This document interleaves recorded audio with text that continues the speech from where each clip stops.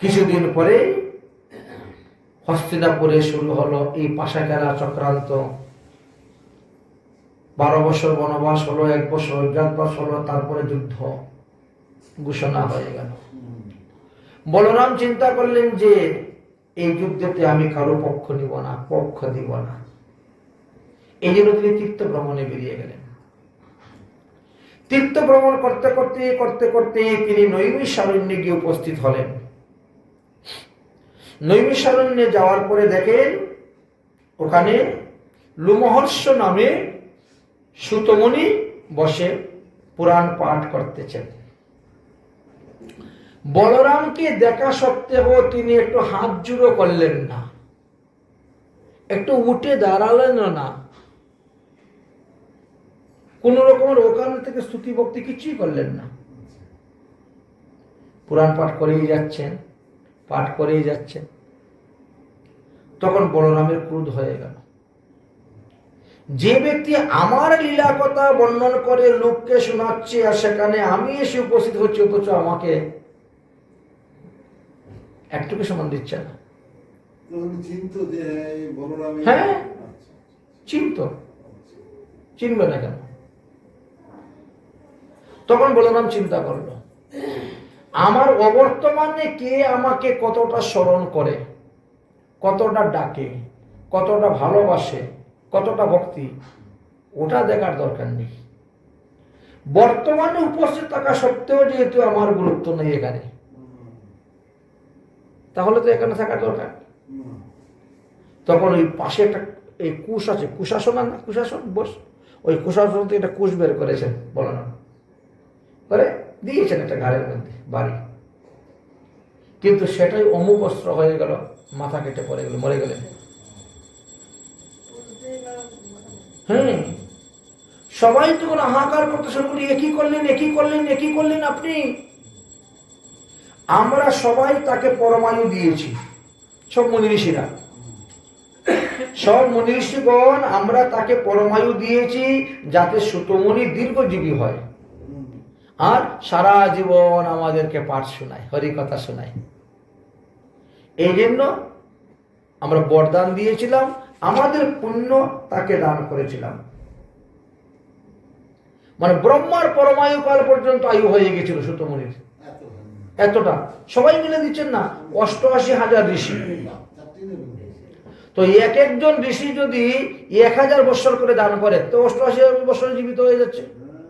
আর 10,000 করে দান করলে তো আরো বেশি।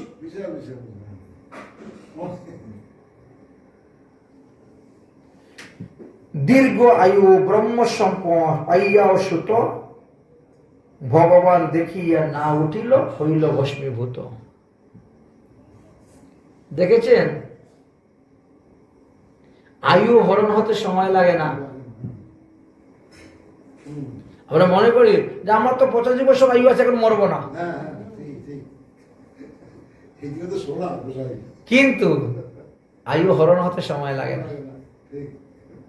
একটু অপরাধের কারণে আয়ু হরণ হয়ে গেল।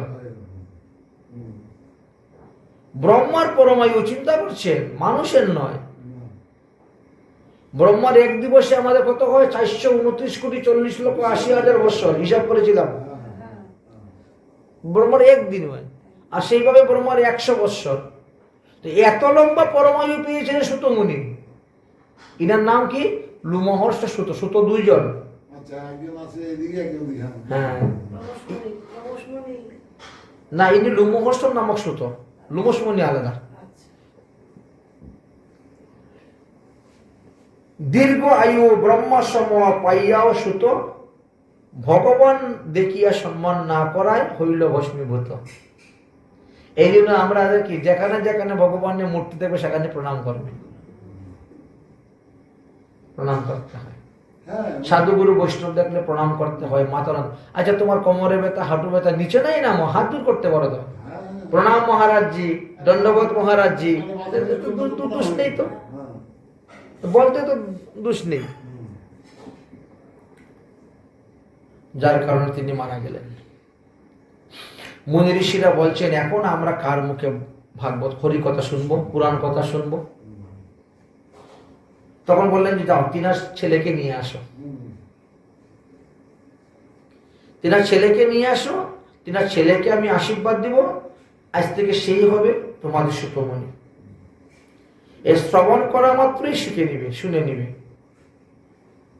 এই তো বলরাম তখন তাকে বসাইলেন। ওনার নাম কি ছিল? উরুশ্রবা। একজন হলেন লোমহর্ষ নামক শ্রুত, আর একজন উরুশ্রবা নামক শ্রুত। এই হলো সুতমণি দুজন। যাই হোক, এখন ব্রাহ্মণ হত্যা হয়ে গেছে, ব্রহ্ম হত্যা হয়ে গেছে, কি করা যায়? তো বলে জীব শিক্ষার জন্য এখন আপনি তীর্থ ভ্রমণে যান। আমি তো এমনও তীর্থ ভ্রমণে বেরিয়েছি, কুরুক্ষেত্রে যুদ্ধে কারোর সঙ্গে পক্ষ দিব না বলে তীর্থ ভ্রমণে বেরিয়েছি। তীর্থ ভ্রমণ করতে গেলে তখন মুনি ঋষিগণ বললেন, বলবল নামক এক অসুর আছে, মহাভয়ঙ্কর। তার কারণে আমরা যজ্ঞ করতে পারি না। আমরা যজ্ঞ করতে গেলেই যজ্ঞের মধ্যে আজে বাজে খারাপ জিনিস ফেলে দেয়, হাড্ডি গুড্ডি, রক্ত, বিষ্ঠা, আর যজ্ঞ নষ্ট করে দেয়। প্রত্যেক অমাবস্যা পূর্ণিমাতে আসে আর এসে এরকম ভাবে উৎপাত করে। আপনি যখন এসেছেন, অন্তত পক্ষে এই ওষুধটাকে উদ্ধার করে যান। তখন থাকলেন তিনি, এবং শেষে বলবলের সঙ্গে যুদ্ধ করলেন এবং তাকে বধ করলেন। তারপরে তিনি দক্ষিণ ভারত ভ্রমণ করতে গেলেন। দক্ষিণ ভারতের একটি স্থানের নাম মথুরা আছে। সেই মথুরায় যাওয়ার পরে মহাদেব পার্বতীর সঙ্গে সাক্ষাৎ হয়েছিল। ওখানে মহাদেব পার্বতী মনুষ্য বেশ ধারণ করে অবস্থান করছেন। সেখানে অবস্থান করলেন। তারপরে বলরাম 10,000 গাভী দান করেছিলেন সেখানে একটা তীর্থের মধ্যে, বুঝেছেন? বলরাম হ্যাঁ নিজের পয়সা দিয়ে কিনে 10,000 গাভী ওই তীর্থেতে ব্রাহ্মণদেরকে দান করেছিলেন। হ্যাঁ, তত ফাল্গুন মাসেশ্চ পঞ্চাশম সমতপন্ন বিষ্ণু সহিত জ্যেষ্ঠম স্নাতং পূর্ণ গবা অযুতম। অযুত মানে 10,000, অযুত লক্ষ নিযুত কোটি, এই জন্য বলা হয়েছে। এই তীর্থের নাম হলো ফাল্গুন তীর্থ। ফাল্গুন তীর্থে অনন্ত শয্যায় ভগবান শয়ন করেন, এই জন্য অত্যন্ত প্রসিদ্ধ তীর্থ। আর বলরাম নিজে অনন্ত নাগ, শেষ নাগ, তিনি অনন্ত বিষ্ণু। এই জন্য ওই তীর্থে যাওয়ার পরে তিনি ব্রাহ্মণ বৈষ্ণবদেরকে 10,000 গাভী দান করেছিলেন। তারপর সেখান থেকে অনেক তীর্থে, কি সব তীর্থের নাম দেওয়া আছে।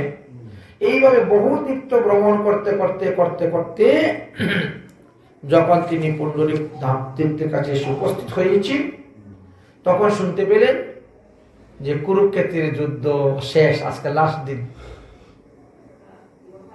দুর্যোধন আর ভীমের মধ্যে গদা যুদ্ধ চলছে।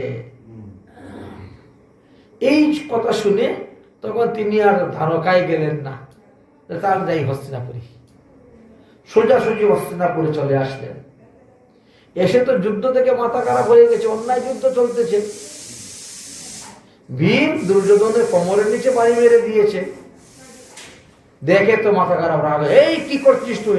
এই কি যুদ্ধের নিয়ম? আমি কি এই শিক্ষা দিয়েছি? দুটাই তো ওনার শিষ্য।